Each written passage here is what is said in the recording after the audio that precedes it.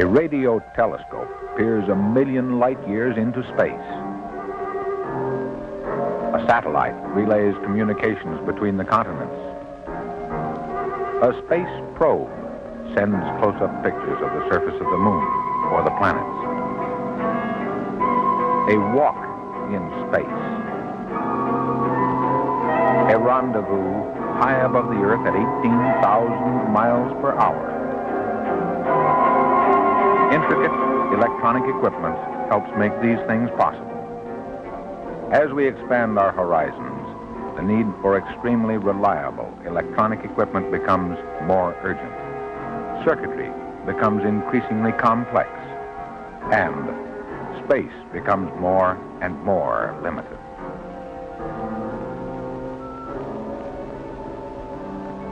Electronic computers require thousands of intricate circuits.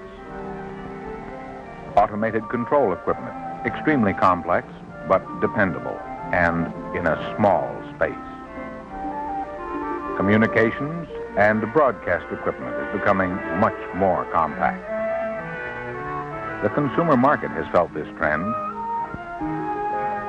and so has electronic instrumentation. Complicated, high-performance instruments such as these have been made possible through the use of solid-state devices constructed on etched circuit boards. The circuit board enables an engineer to design equipment that is more reliable, more complex, in much less space. And for these reasons, Tektronix Incorporated, the world's largest manufacturer of laboratory cathode ray oscilloscopes, is relying heavily on the use of circuit boards in the design of new equipment. Because of the high component density offered by the use of these boards, it is possible to build more sophisticated instruments with greater versatility and reliability. Let's follow some of the techniques in the design and manufacture of high-quality circuit boards at Tektronix.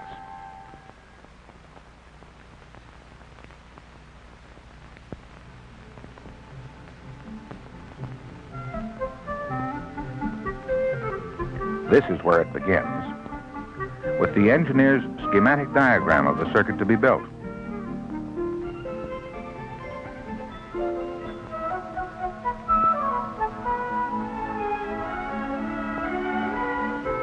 A transparent ruled grid is placed on a light table.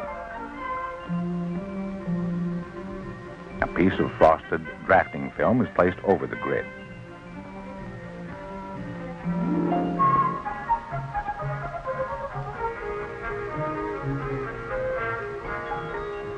Paper templates representing the components are aligned over this grid.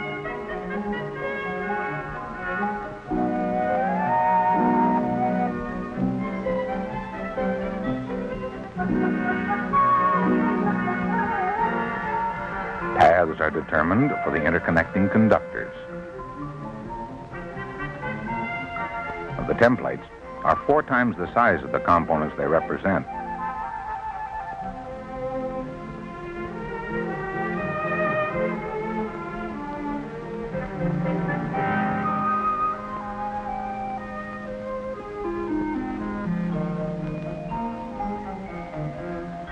The intersection of any lines indicates a possible hole position on the finished board.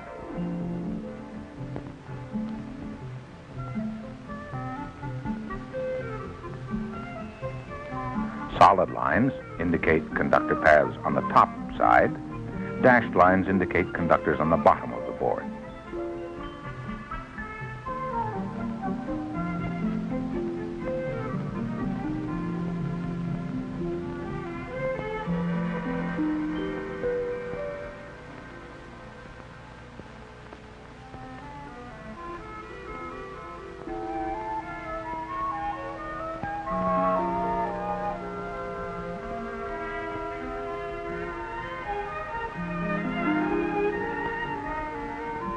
Arrange and rearrange until you find the shortest path.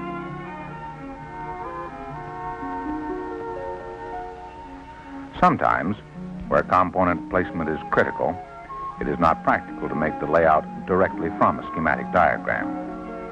In such cases, the actual layout will be made and tried breadboard fashion.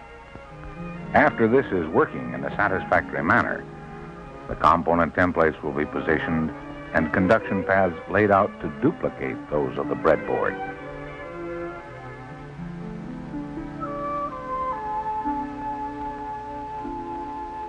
When the layout is complete and all work has been checked against the schematic, the mock-up is made.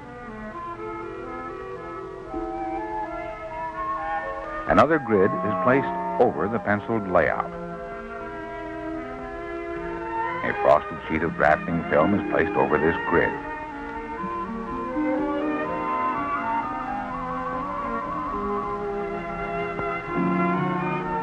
A black circle or pad is placed at each point where a hole is to be drilled in the board.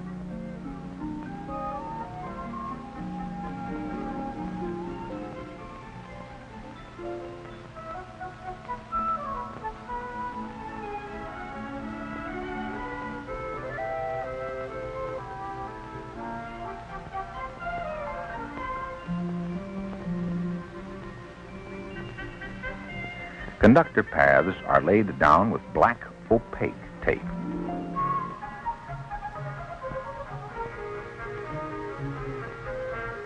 And the top side of the board is done first.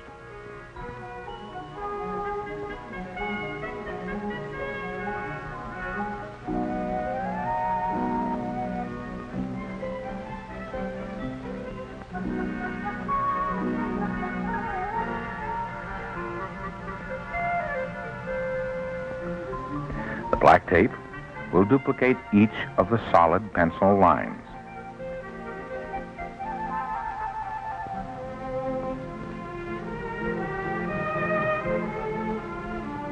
A separate 4x mock-up will be made for each side of the board.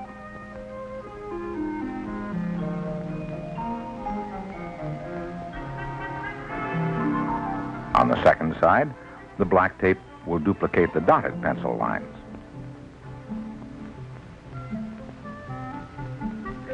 This larger size makes layout easier and assures greater accuracy. Slight errors in component placement will be reduced by 4 on the finished board.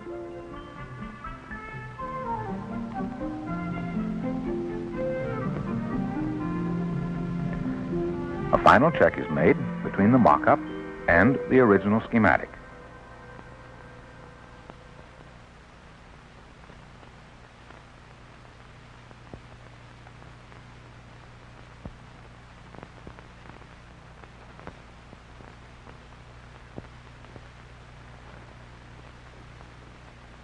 The mock-ups are placed on a copy camera to be photographically reduced.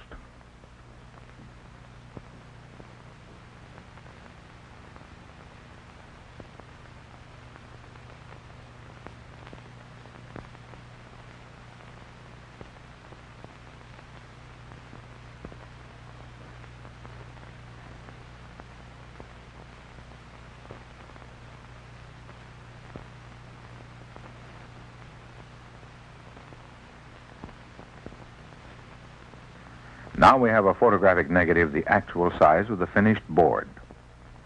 Prototype boards may be handmade at this point to verify the design. And if everything checks okay, steps will be taken to make the circuit boards in production quantities. Film positives are made from the negative. They are carefully inspected. From these, silk screens will be made to be used in later operations. A silk screen actually contains no silk. It is a fine woven stainless steel or nylon mesh. All openings in the mesh are closed except where the conduction paths will be on the finished boards. Ink or chemical resistant material can be forced through the openings in the mesh.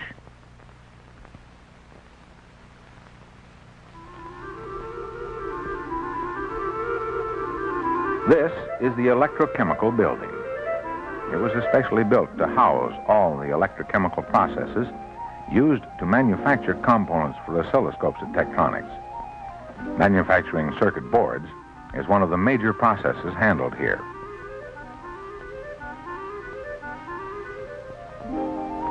The fabrication of circuit boards begins.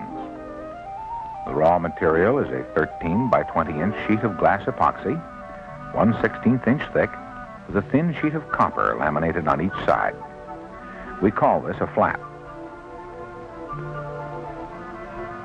The material has been manufactured to very rigid specifications and was carefully inspected on arrival to assure that it is of the highest quality. Notches and registration holes required in the manufacturing process are punched into the flats.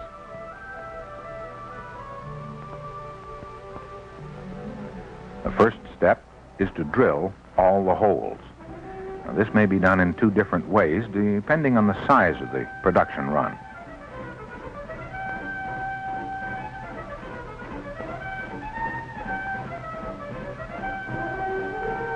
For smaller runs, it is done with a special drilling machine called a pantograph drill.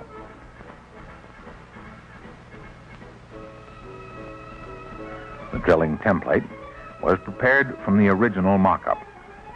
It is 2 times the size of the finished board. The pantograph drill has a reduction ratio of 2 to 1. At each point indicated on the template, a hole is drilled through 6 flats at a time.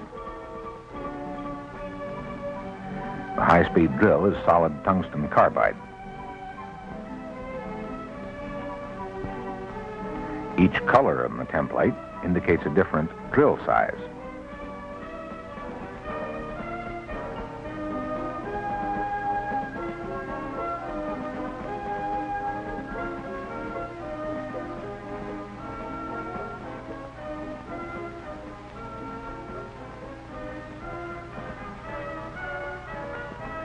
Larger production of boards is best handled with a machine which is almost completely automated.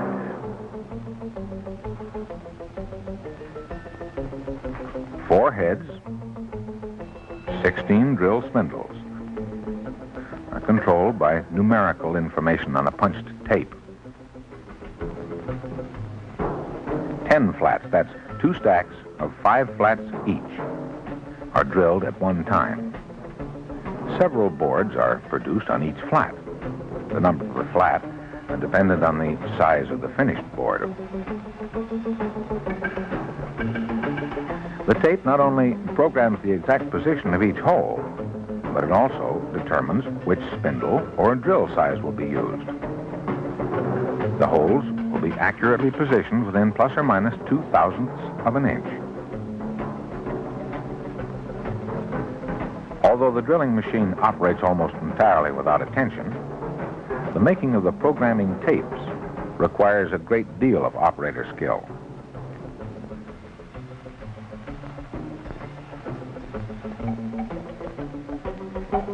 A microscope pinpoints the exact position of each hole on a photographic negative.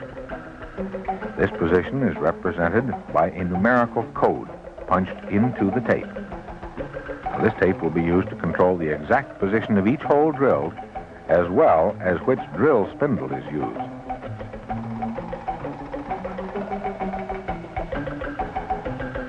All the component holes are drilled. Now we will deposit a metallic conductive path through the holes.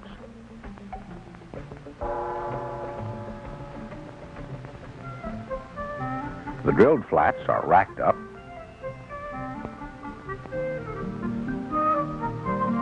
cleaned,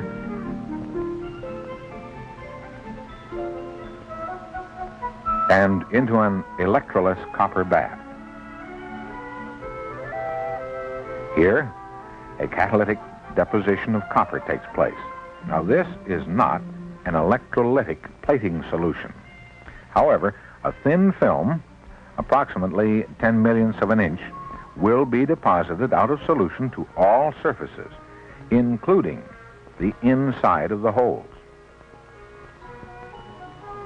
Now, this was our objective, to place an initial deposit of copper in the holes to provide a conductive path for subsequent electroplating.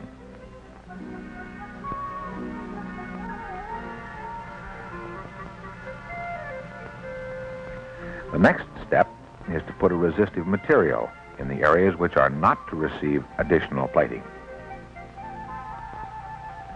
Now, This is done by image screening. The screen, which in this case is stainless steel, was made photographically from film positives of the original circuit board mock-up. The resist now covers the entire surface of the flat except for the circuit paths. The flats will be dried and the opposite sides screened. It is necessary to know the number of square inches of surface to be plated in order that the proper plating current may be chosen. Light transmitted by the photographic positive and picked up by a photoelectric scanner gives an accurate indication of the area of the resist. A calculation will determine the current required.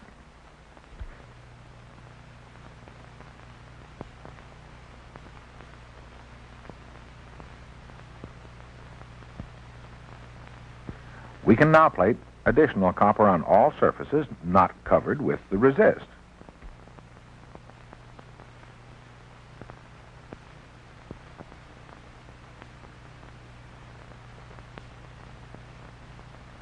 Now, this operation is known as pattern plating.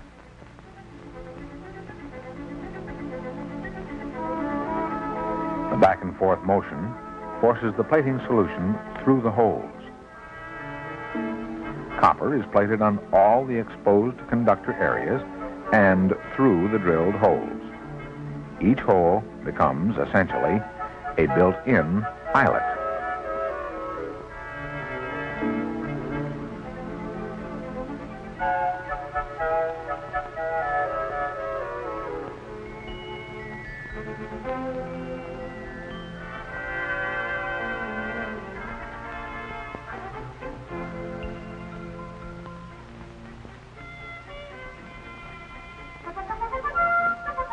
The flats are now ready to receive the final plating. In this case, gold, though other metals might be used. They are cleaned, then placed in an acid solution of gold salts. A few millionths of an inch of metal is deposited directly from the solution. This provides an initial non-porous deposit.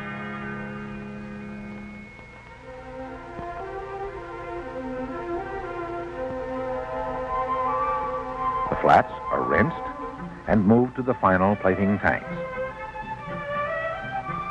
Here, an electric current will deposit an additional, thicker layer of gold. Only the circuit areas are plated. The rest of the flat is covered with the resist. The final plate will protect the copper from oxidation and will also protect it from the etching solutions used later.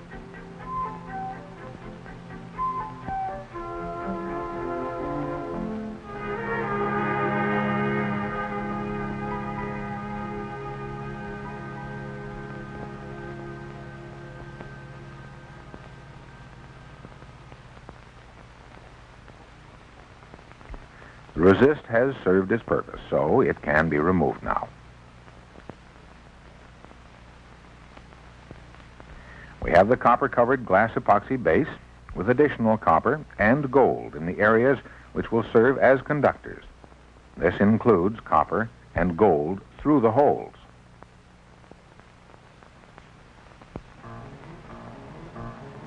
Now, we want to remove all the copper except that which is to serve as conductors.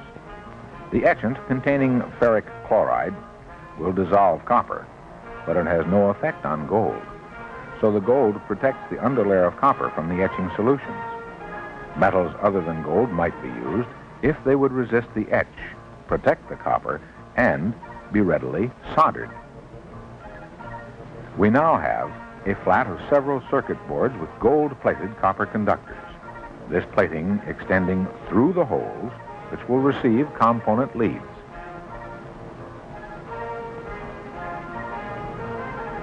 A scrubbing completely cleans the flats of any chemicals or residue left from the plating process.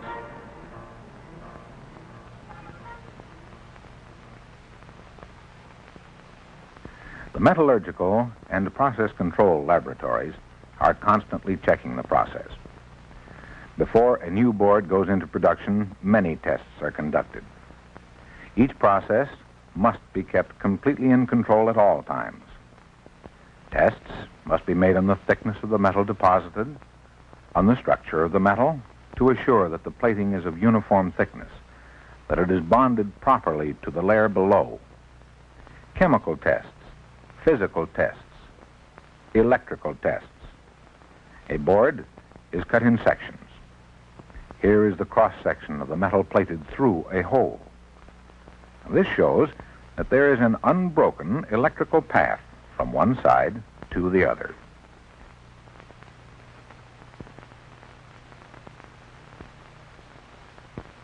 The thickness of the final layer is measured on this machine.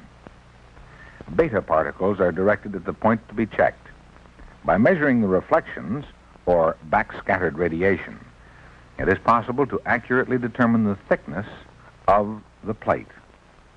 From these measurements, the plating time and currents are verified and adjusted if necessary to assure the proper thickness and crystalline structure.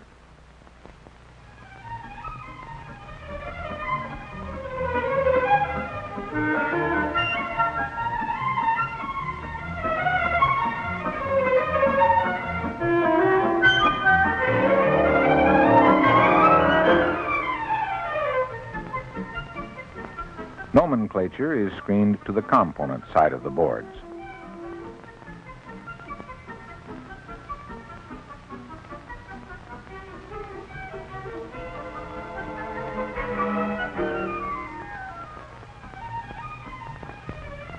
A special solder mask is screened to the bottom of the board.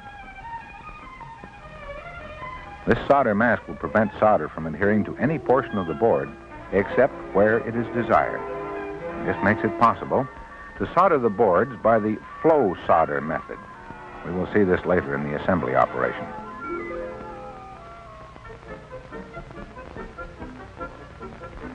The flats are sheared into individual boards.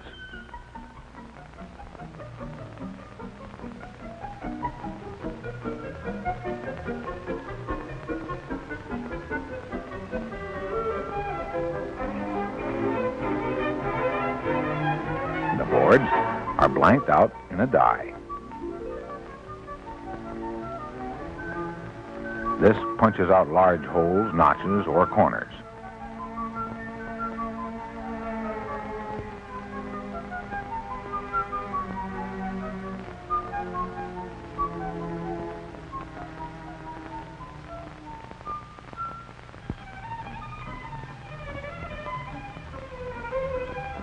They are routed to exact size.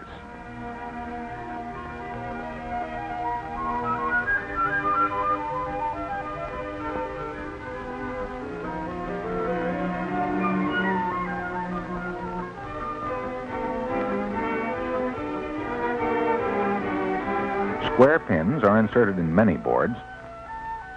These will be used for solderless interconnections in the final assembly.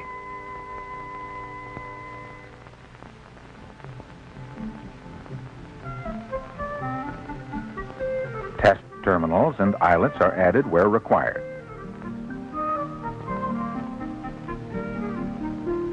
Some of the plug-in boards require that special connectors be attached.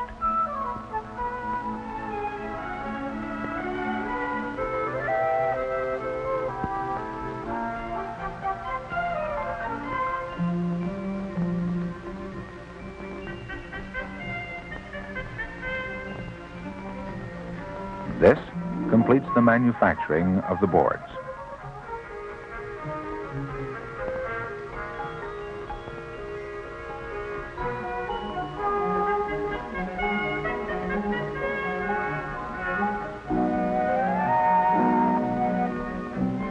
Every board is given careful inspection.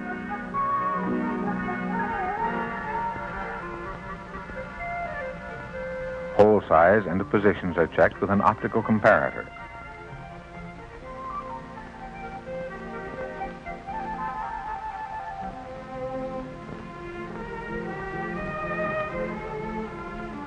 The boards are packaged, ready for component assembly.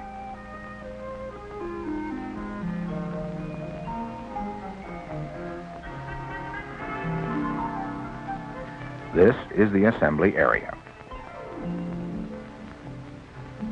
Here, the circuit components are mounted on the boards. The component leads have been pre-cut and bent to the proper size and shape. Using sample boards as a guide, the components are inserted into the proper places. In the future, a machine may replace many of these hand operations.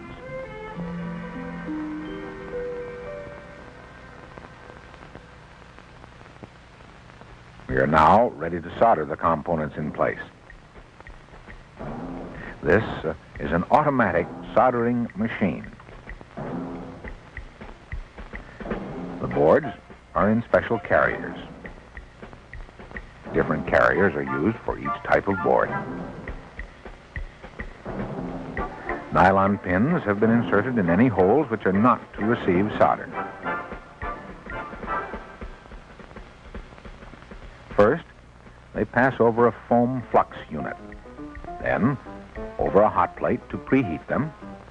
Next, over 2 waves of molten solder.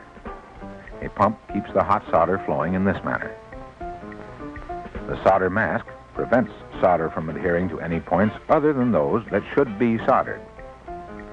Capillary attraction and the force of the solder wave pulls the solder up through the holes. Here, we have an excellent electrical connection as well as a solid mechanical support for the component lead. Note the solder actually rising up through the holes, completely wetting the leads and bonding them to the plated copper conductors.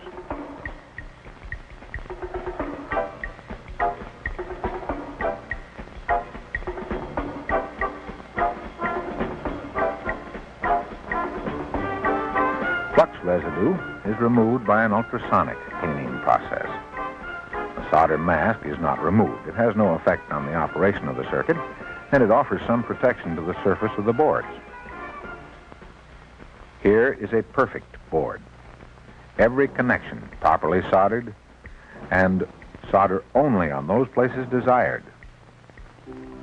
Delicate components, which should not be subjected to the flow soldering or to ultrasonic vibrations and cleaning solvents, or parts that must be placed on the underside of the board, are now added and hand soldered.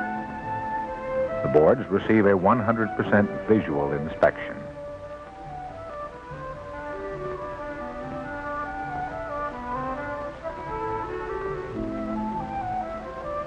Each board is tested under actual operating conditions. It is installed in a special test jig, which is actually part of an operating instrument. It is checked to see that it is operating properly and that all controls can be adjusted within proper range.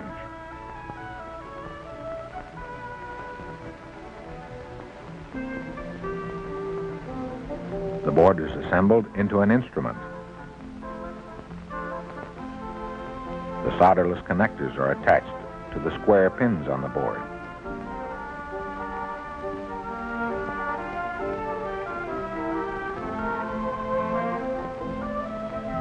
The oscilloscope is complete. It is adjusted and calibrated. These are precision electronic measuring instruments, cathode ray oscilloscopes. Instruments that are rugged and dependable. Complicated instruments, but easily serviced if necessary. Compact instruments with thousands of parts and connections. Instruments of higher performance, greater reliability, and smaller size. Instruments made possible through the use of modern etched circuit boards.